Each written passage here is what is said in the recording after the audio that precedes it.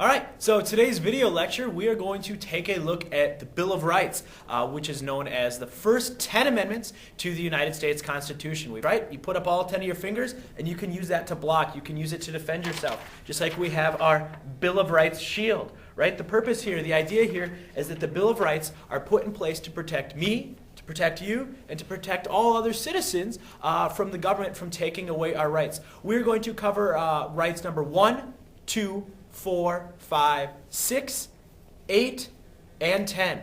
And let's start off with number 1, the First Amendment. The easiest way to remember this is First Amendment, 5 freedoms. First Amendment, 5 freedoms. Those 5 freedoms, many of you are familiar with them, but just in case you are not, that first freedom we have is the freedom of speech. The second of those freedoms is freedom of religion, freedom to worship or not any religion that you want without government interference. The third freedom, freedom of press. The fourth freedom, the freedom of assembly, the freedom to gather and protest. And the fifth freedom, the fifth of those freedoms, is the freedom to protest against the government, or freedom to petition your government and say, rah, rah, rah, rah, we're angry at you knuckleheads, or whatever you want without fear that the government's going to come after you again. So remember, First Amendment, 5 freedoms. Let's do them together now. First Amendment, 5 freedoms, doing them together. Number 1, freedom of speech. The second of those freedoms,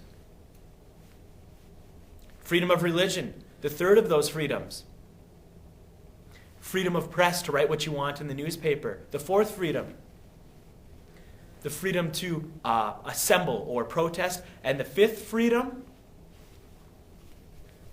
freedom to petition or protest your government for change. First Amendment, 5 freedoms. Moving on, Second Amendment. Easy way to remember that is take one finger, put out your thumb, put it to the side, and bang, bang. The Gun Amendment, the Second Amendment, frequently referred to as the Gun Amendment. I happen to have a copy of the Second Amendment right here, believe it or not.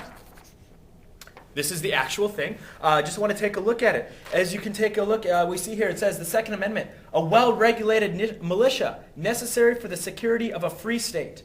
The right of the people to keep and bear arms shall not be infringed. Want to just talk real briefly about both sides of this amendment. Some people who would call for stronger gun controls would point to the first part of the Second Amendment and would say, we no longer need a well-regulated militia to protect our individual states. We have the U.S. Army, we have the National Guard, we have the Marines, the Navy, right? We have a militia. It's not like in revolutionary times where it's ding, ding, ding, ring the bell, grab your guns, and go fight. But as you read on, it most definitely does say the right of the people to keep and bear arms shall not be infringed upon. Right? So the Second Amendment, the Gun Amendment. Moving on from the Second Amendment and the Gun Amendment, we're going to skip the Third Amendment. It deals with soldiers being quartered in your house. We don't have to worry about that anymore. The Fourth Amendment, also maybe refer to it as the Knock on Wood Amendment. It's the police! Open up, we're coming in! Right? The Fourth Amendment, the right to privacy. Again, believe it or not, I have a copy of part of the Fourth Amendment here. What it basically deals with, it says that if the police or anyone wants to search your house, they have to have a warrant. Or basically they have to have a good reason and a fair reason for searching your house. The police just can't show up to your house one day and say, hey, we're just going to search your house and look to see if we can find anything that might get you into trouble.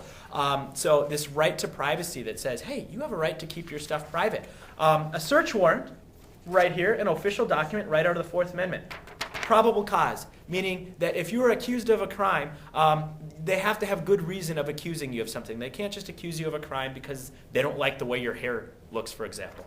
The second part of it, they need to have an oath. Basically, it means a judge needs to sign off on this, giving them permission. The third part about it, they need to describe the place that they're going to search. They can't just simply say, oh, we're just going to search your house, your cabin, your car, any old place we feel like searching. They have to be specific about where they plan on searching.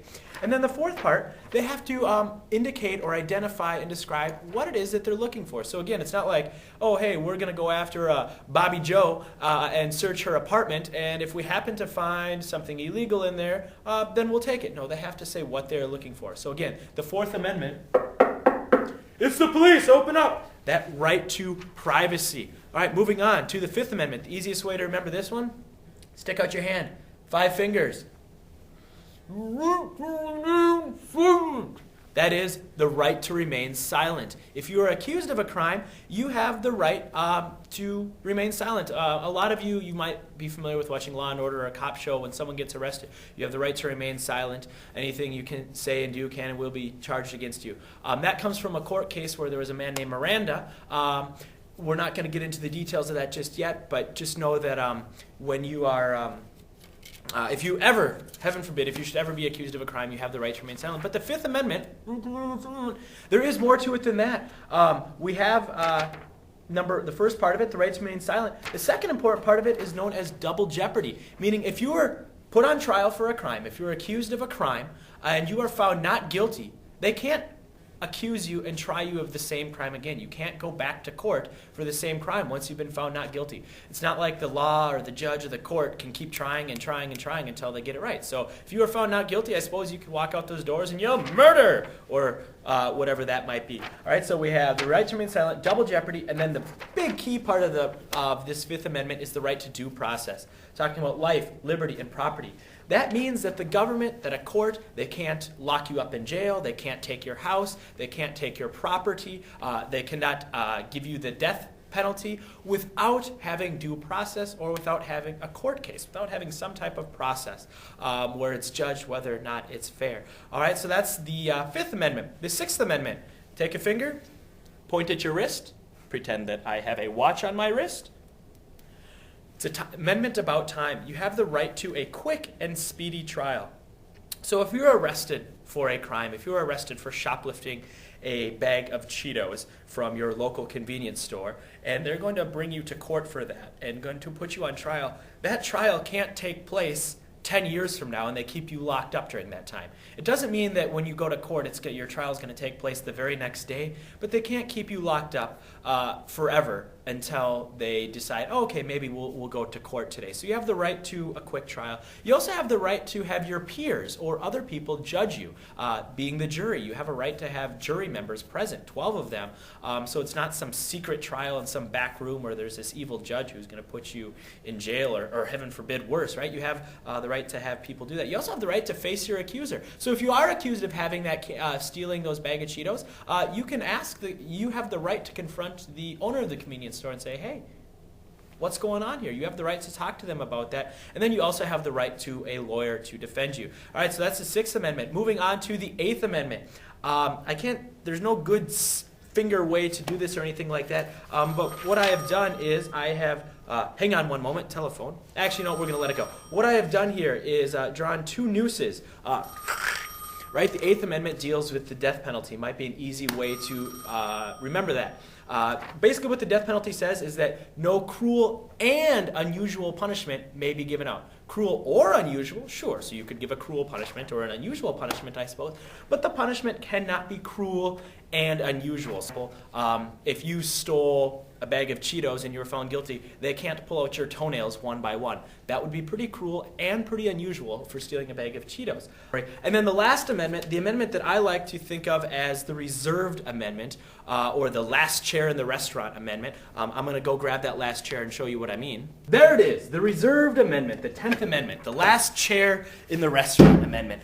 Basically what that amendment means is if it's not specifically, if any rights, any laws, any rules, any things that the government can do, if they're not specifically set in the Constitution and given to the national government, for example, the power to declare war, right? That's something that only the national government can do. It says right there in the Constitution that the national government can declare war. If it's not explicitly stated in plain, language like that, then the states have the power to do that. So, for example, the states have the power to set up schools and run schools the way that they want. This is state. Alrighty, so that's the first 10 amendments, kind of wrapping it up here. Let's cut back through them really quick. Just a quick recap. The First Amendment, 5 freedoms. Freedom of speech, freedom of religion, freedom of the press, freedom of assembly, and freedom of petition. First Amendment, 5 freedoms. Second Amendment, bang, bang, gun amendment. Fourth Amendment, right to privacy from the police. Fifth Amendment, cover your mouth, right to remain silent. Sixth Amendment, right to a speedy trial. 8th Amendment, double nooses, no cruel and unusual punishment. And 10th Amendment, the reserve powers or last chair in the restaurant amendment. Again, that is the Bill of Rights. Thank you, Anti-Federalists, for giving us the Bill of Rights. 10 amendments protects us. The Bill of Rights. That's it. See ya.